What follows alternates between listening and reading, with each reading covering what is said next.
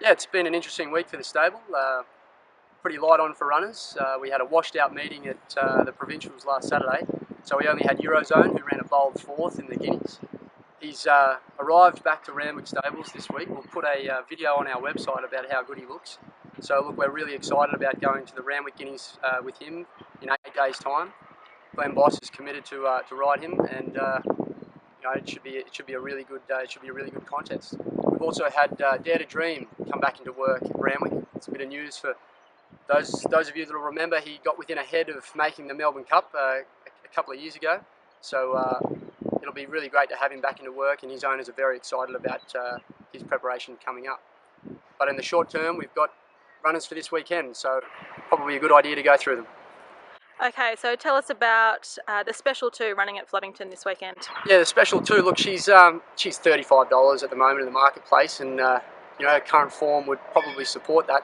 She's only had a couple of goes at listed level at the end of last preparation against Rock Hero in the Dulcify, and look, that wasn't her best run, but we thought, after having had her break and producing her fresh at Moonee Valley, even though she was pushed wide on the turn, she kept running on, and she was only beaten about a couple of lengths, running fifth to the very well-bred filly of Mick Price's there. So if she makes good improvement, A, up to 1400, and B, on a bigger track at her home course at Flemington, we think that she can improve on her form.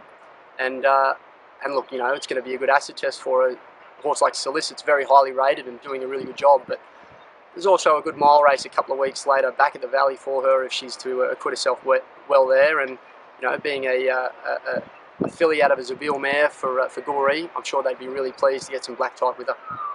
Okay, so tell us about the runners at Newcastle, starting with Diamond Hunter in race 1. Yeah, look, Diamond Hunter, he's a pretty one-paced middle distance sort of a Zabeel horse. He was a beaten favourite last start, but he was on a small track, so he gets back to Newcastle, a track where he ran a creditable third over 1850 a couple of starts back. Look, it'll be great to see him sort of in a winning position on the turn, and if he's to show a little bit of aggression, then and put his best performance in, he's an each way chance there. And you've got Jolly Chap in race 2. Yeah, Jolly Chap coming out of the same race as Diamond Hunter. That horse finished third there, was hitting the line. Apprentice Hannah Martin is on him there. She takes 3 off his back, which will help him. He's a lightly framed high chaparral gelding. He's an each way chance, but after this run, his owners are probably looking to find a new home for him, and I'm sure that the horse has got wins in him, but he's probably not quite up to city standard. Then you've got race 3, Shen Long. Yeah, Shen Long. He won a couple of starts ago over 1850 at this track. The key is with him is that he needs to get back on top of the ground, and he bumped into a slow track at Hawkesbury last start. Officially, it was rated dead, but the jockeys were all in agreement there that it was pretty slow. Back on top of the ground, really good alley, weaker opposition. He's an each way chance too. So in race 4, you've got Pendigo and Grand Prince. Tell us about those. Yeah, look, Pendigo has started in the market both runs this preparation. He's ready to win. He's really sound, and he's coming to this race off the back of some strong gallops. He had one really nice gallop at Brook Road, actually on the Kenzo track at Randwick one morning. He's well the horse, and he'll go there.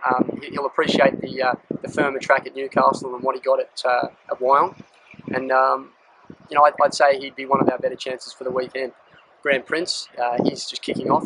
He'll really appreciate getting out to about 1600, 1850. That's about his go, and he's the sort of horse that'll be winning second or third up. But at this stage, we're thinking of taking him to Kembla Grange on Monday, where he's in a 1300. He's just drawn a bit wide at Newcastle, so we're a little careful there. Then you've got Al Saransto in Newcastle. Yeah, Al Sarastro, he's also he's in that sharp race at Newcastle. We were hoping for probably a weaker race to come up, but be there for.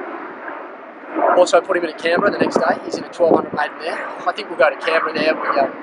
We'll have discussions with his owners, but I think the Canberra race will suit him a bit better. He's drawn badly in both places, but the 1200 being by Shamadal, just not having the same lightning speed as a horse that might need that for 900. He might be better than the 1200, and given the quality of the opposition is not quite as strong, I think that's the better race for him. And then in race 9, you've got Yarapendi. Yeah, Yarra Penny's coming off a really good run first up over 1,000 metres.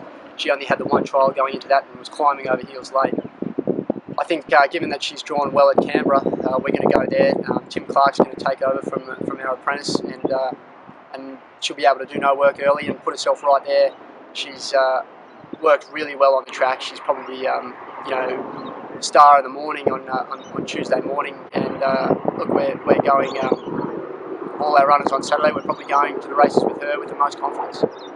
So moving to Canberra on Sunday, you've got the Investor in race 2. Yeah, the Investor's coming off a last start victory at Gosford. Our apprentice Hannah Martin rode him quietly there. He showed a lot of appreciation for being left alone early. It was a return to form for him. He enjoyed having the sting out of the track, and if there's a bit of give in the track at Canberra, then that horse is really well. He's really fit, happy horse. He's prepared to put two in a row on the board. So then on Monday, you've got Proposition in race 5 at Cessnock. Yeah, look, Proposition, we're sending her to Cessnock, trying to place her to advantage. She's been uncompetitive in trials at Randwick, but hopefully going there, she can produce a big performance and perhaps build in confidence. But if we can get a little win out of her and retire her to Dartmoor's breeding band, then I think that'd be job well done. Then lastly, at Kembla Grange on Monday, you've got Limousine in race 5. Yeah, look, Limousine, he was going really well about a month ago. His debut run was a little indifferent, but Bart and I agreed if we could get him over 1,400 thereabouts for his next start, then he'd just put himself into the race a little better. We had him in a 1,400, but it was rained out last weekend. He's remained fit throughout the week. We've just kept him ticking over, and hopefully for his owners, he can just start to demonstrate a little more ability on race day. Can't fault the horse, so he looks well, and his work has been solid.